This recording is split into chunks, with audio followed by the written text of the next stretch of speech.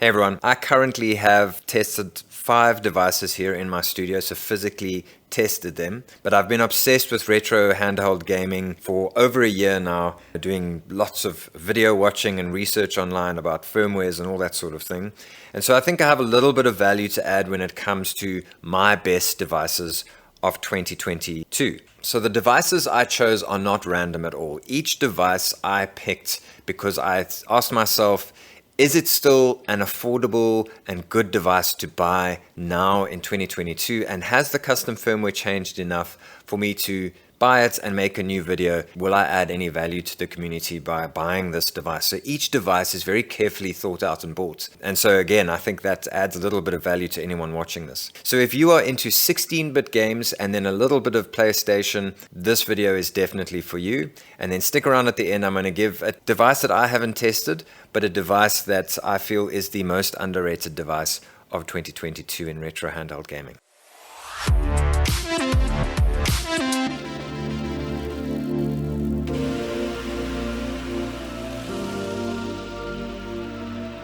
So the first one is the device that I first bought, and so this purchase was more, a for me purchase, a forever purchase, and so I still think this is a very good option and a bit of advice for anyone coming into the hobby and thinking, I just want to play some games and, I don't want to get crazy and buy all the devices that are available at the moment. Then the RG350M is still a very good device to choose because it has HDMI out still, which, pros and cons about it, but it does have HDMI out, so you can play it on your TV or on your computer screen. It has the bigger screen as opposed to the 351 series that had the smaller, lower resolution screen. And then obviously the metal shell makes it a really appealing device for someone that's buying this forever, a device that they're going to keep. So really, really nice device, and I highly recommend it for anyone that's getting into the hobby or wants something that's going to last them forever. This one plays all the 16-bit games perfectly, and then I've got Einhander playing here in the background. I play this game, I play Tony Hawk Pro Skater 2. There's plenty of PS1 games that will work very well on this device. Then a device that I unfortunately don't have anymore, I sold it to buy this device over here, is the PowerKiddy V90. So already the problem with the V90 is I sold it to buy a much better device. And so the V90 is a niche device because it is unique in that it has it folds and it has a flip out like a Game Boy Advance SP, so that it's got a novelty to it.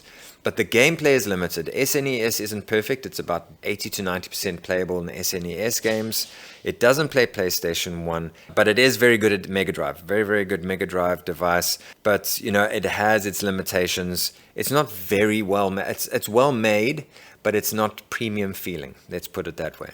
I wouldn't spend more than $40 in it, and I know on Amazon right now it's for $50. And at $50, you can buy the new Anbernic device. You can buy this device over here. There's far better devices for that price range. And so if you are looking to get into the hobby and you find the V90 for very cheap, then it definitely still is the king of cheap and still a worthwhile device to look at. And then this is a special mention because I haven't fully tested this device. I'm busy testing it now, but this is the RG351V. And I can say right off the bat, this is my favorite device so far. It is very big. So if you are looking for a very pocketable device, the RG351V is not for you. I mean, I've got skinny hands, but long hands.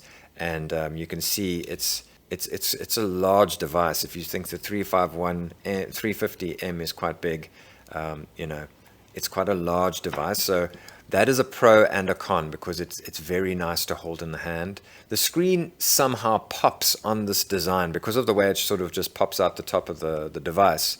The screen feels bigger. It's exactly the same size as the RG350M, but somehow, even looking at it now, it looks bigger somehow.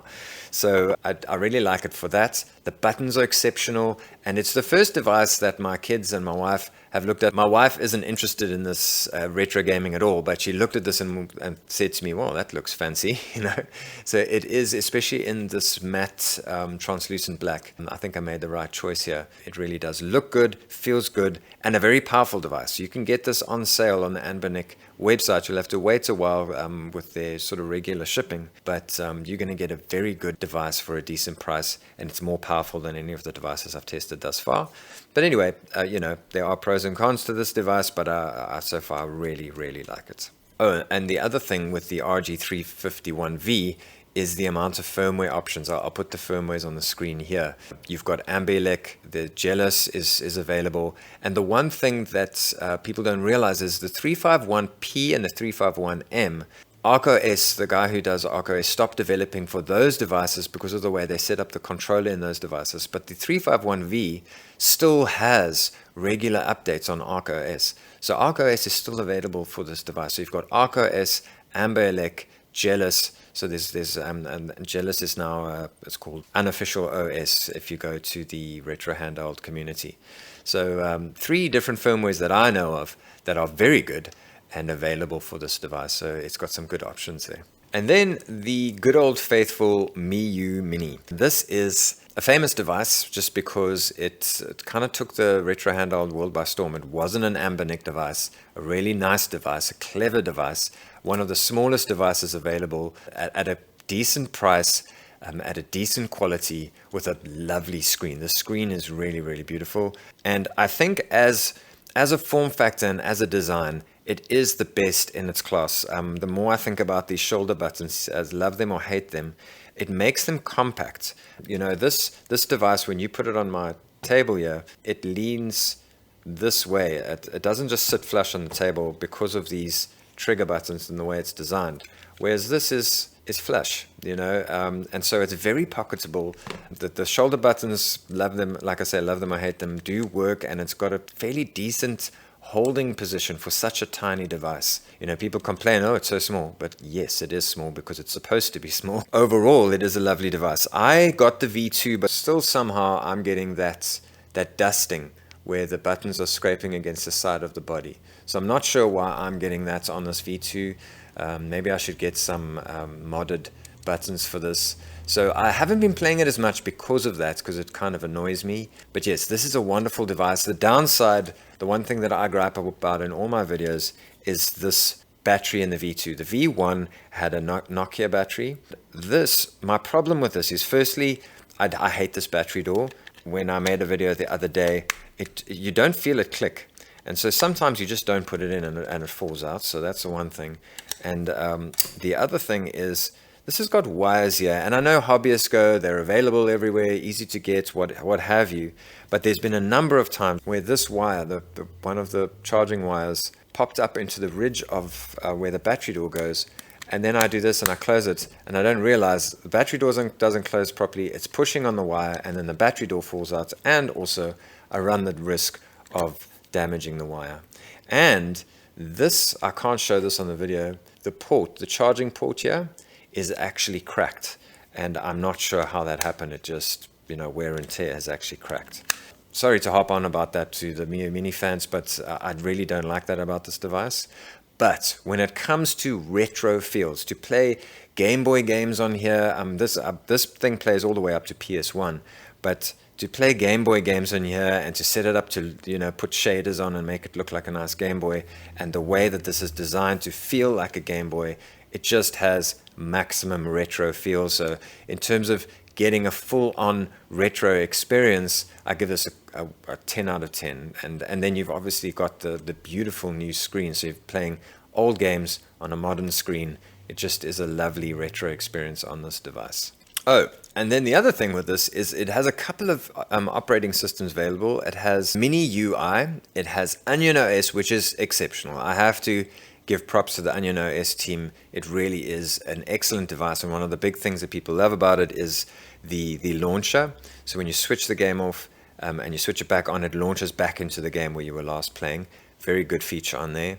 And Koriki have now come on the scene, kind of late to the game, and I'm quite excited to see what they bring to the party, because Koriki is a simple menu front end. Clue is in the name. It's a simple menu system, and so for people who find Onion OS a bit fiddly, Koriki might be an option for you.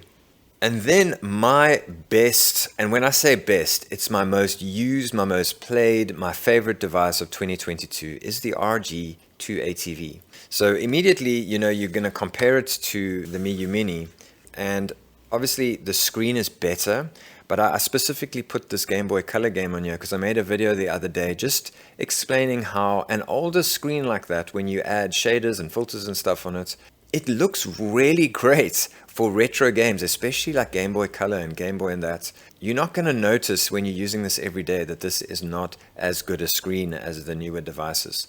And it's got good saturation on the screen, so overall, I play Tony Hawk Pro Skater 2 on this, and that is, saying something. The other thing that I really love about this device are the buttons. These buttons are my favorite buttons of the 3 Anbernic devices I own. The D-pad is really nice, and like I'm showing the Street Fighter game on here, I can shoot fireballs, I can do my sort of combinations. These start and select buttons are a bit more mushy. Some people love them, some people hate them, but they brought these shoulder buttons back on the 505 series. They are better than the RG350M shoulder buttons because of the way that they've stacked them and layered them. You see they're raised like that. And so, it's not the best position, but I don't really get bothered by the way that this device is set up. And then it's built like a tank, and so I feel comfortable. Although this is more pocketable, the Miyu Mini, this is more comfortable taking with me in terms of not worrying that I'm going to destroy it when I throw it in my pockets. And then lastly, again, retro feels on the, maybe not quite on the level of the Miyu Mini. If this is a 10, this is a 9.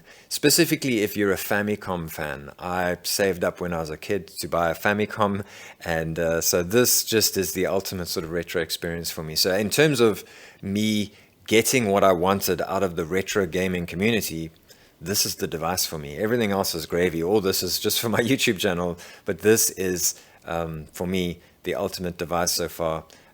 For what I was searching for when I got into this hobby. And now for the most underrated device of 2022. Before I do that, what I want to say is, if you are getting into this and you are a new retro gamer, definitely check out the Retroid Pocket 3 Plus. That, for me, is the device of 2022. That is the best device that came out of this year in terms of price versus performance. It is just phenomenal. There are greats. I saw a couple of videos coming of the One X player. Those are wonderful Windows-based devices, but they are flippin' expensive. I looked in my South African rands and it was 14,000 rand. That is the price of a laptop. It's madness. So, in terms of price versus performance, the Retroid Pocket 3 definitely gets the crown for that. I haven't tested them, obviously, and I haven't tested the RG505, but for me, safely saying to the community what you should get if you have the money and you want to get the best thing that came out of 2022, definitely look at the Retroid Pocket 3. And then to get to my most underrated device of 2022, it is the Anbernic RG353P. That device didn't see as much airtime as it should have, I feel. I think because of the design. I know Taki Udon loved it because he said it's the device he's been waiting for since like for me, I said this is the device that kind of is the pinnacle of the retro gaming community. For him, it was the RG353P. And the 353P is, it's a like it or hate it situation. Either you like that design, that SNES controller vibe, or you hate it, It is one of the only devices that Anbernic make with stacked shoulder buttons. It's the 353 series, so it's very powerful. It can play everything, and you can get into a bit of N64 and Dreamcast gameplay. Actually, I think it plays it pretty well these days. You can do some pretty good PSP gaming on there. It's a very powerful device, The other thing that I really like about it is the chunkiness of it. So people complain it's not pocketable. Some reviewers said it is actually pocketable. So, the jury's out on that. For me, I haven't tested it yet. I like, I said, this is not pocketable, but it's a lovely device to hold and it's enjoyable to use on a daily basis. I think the 353P, I don't think it'll overthrow my RG2ATV as my favorite device, but I think it'll come a close second. Retro feels and just usability. It's lovely to hold. And then if you haven't noticed this whole video, something that is a big concern to me is affordability. Because I live in South Africa and people ask me about these devices, I don't feel safe saying to someone, yeah, get the Retroid Pocket 3 Plus, and then they go Google it online and it's thousands of rands, you know.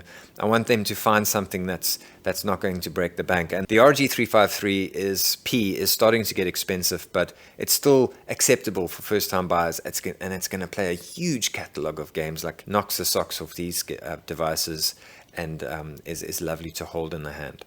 So that's my most underrated device from the perspective of, you know, how much airtime it got on YouTube and that. I think you should definitely have another look at that.